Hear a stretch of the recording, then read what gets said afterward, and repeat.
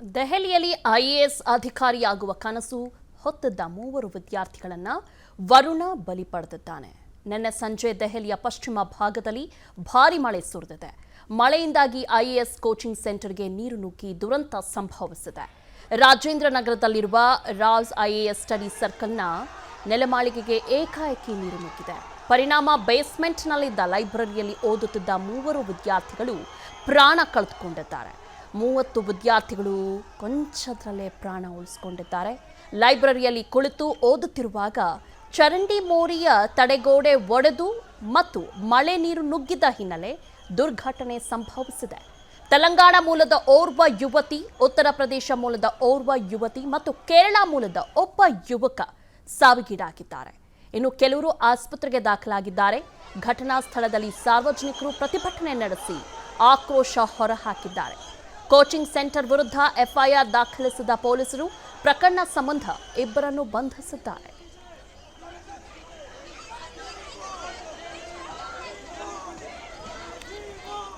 ದೆಹಲಿಯಲ್ಲಿ ಐಎಎಸ್ ಅಧಿಕಾರಿಯಾಗುವ ಕನಸು ಹೊತ್ತಿದ್ದ ಮೂವರು ವಿದ್ಯಾರ್ಥಿಗಳನ್ನು ವರುಣ ಬಲಿ ಪಡೆದಿದ್ದಾನೆ.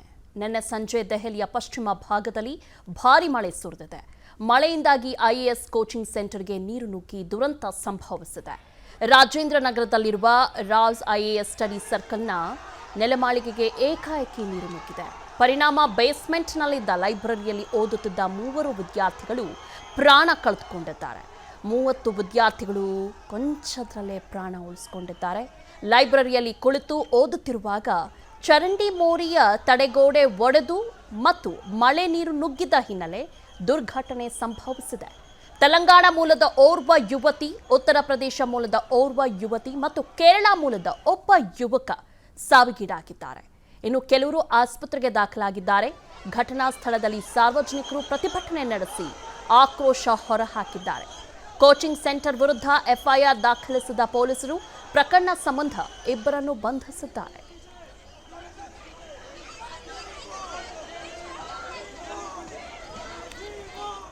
ದೆಹಲಿಯಲ್ಲಿ ಐಎಎಸ್ ಅಧಿಕಾರಿಯಾಗುವ ಕನಸು ಹೊತ್ತಿದ್ದ ಮೂವರು ವಿದ್ಯಾರ್ಥಿಗಳನ್ನು ವರುಣ ಬಲಿ ಪಡೆದಿದ್ದಾನೆ.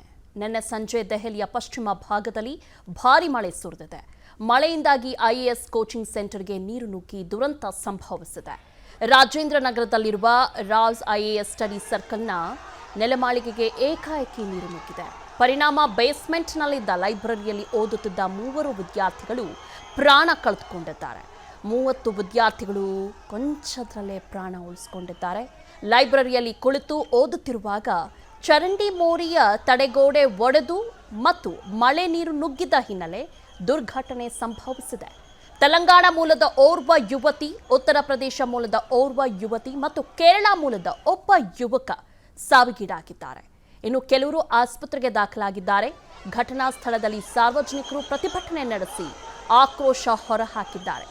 ಕೋಚಿಂಗ್ ಸೆಂಟರ್ ವಿರುದ್ಧ ಎಫ್ಐಆರ್ ದಾಖಲಿಸಿದ ಪೊಲೀಸರು ಪ್ರಕರಣ ಸಂಬಂಧ ಇಬ್ಬರನ್ನು ಬಂಧಿಸಿದ್ದಾರೆ.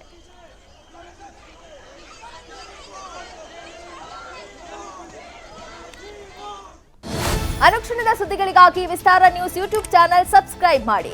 ಹೊಸ ಸುದ್ದಿಗಳ ನೋಟಿಫಿಕೇಶನ್ಗಾಗಿ ಬೆಲ್ ಐಕಾನ್ ಕ್ಲಿಕ್ ಮಾಡಿ.